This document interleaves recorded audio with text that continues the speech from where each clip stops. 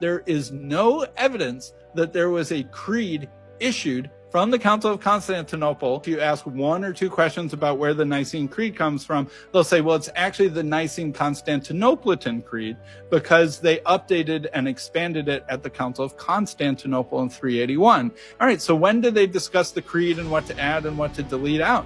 And there is no record that they did any such thing.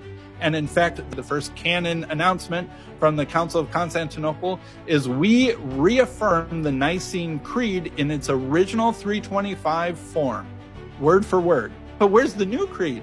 There is no evidence that there was a creed issued from the Council of Constantinople that is a new expanded creed or is the text of what people now recite in church. Fast forward to 431 AD, the Council of Ephesus. They also recite the 325 word for word original Nicene Creed, and then they add, no one is allowed to make up any new creeds. This is the official creed of the church for the rest of time. Wait a minute.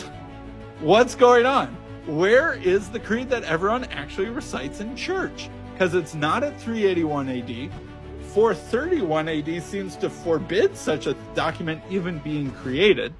All right, fast forward 20 more years to the Council of Chalcedon in 451 AD. They wanted a creed that was more specific than the Nicene Creed. It wasn't strict enough to filter out their undesirable theological enemies. But they also know that 20 years earlier at the Council of Ephesus, they forbade the creating of new creeds. So the deacon representing Constantinople at the Council of Chalcedon is digging through the quote-unquote file cabinet of the proceedings of the Council of Constantinople, and he pulls out a document that he says is the creed of the Council of Constantinople.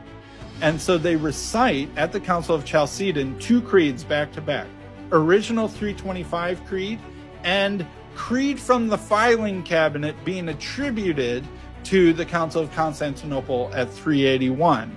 And they say both of these creeds are valid. And the reason why it gets around the law against new creeds at 431 is because theoretically this is from 50 years before that embargo on new creeds. So where did this creed actually come from? We have no historical records of this being recited or issued from the Council of Constantinople, but we don't have complete historical records. This late 4th, early 5th century time, we have tons of stuff that is written by the church. Augustine, Jerome, Chrysostom, the biggest, most prolific authors in the church, and the amount of documents from that period could fill up multiple libraries. In all of those multiple libraries are zero citation, the final version of the Nicene Constantinopolitan Creed. There's a very strong chance that someone forged the origins of it at the Council of Chalcedon to solve and meet some political purpose at the time. Alternatively, there was an act of mistaken identity. It's a mistake, or at worst, literal forgery. Literal, active, intentional manipulation of falsely attributing the paper trail of a document to achieve a desired political end, which meets every definition of forgery.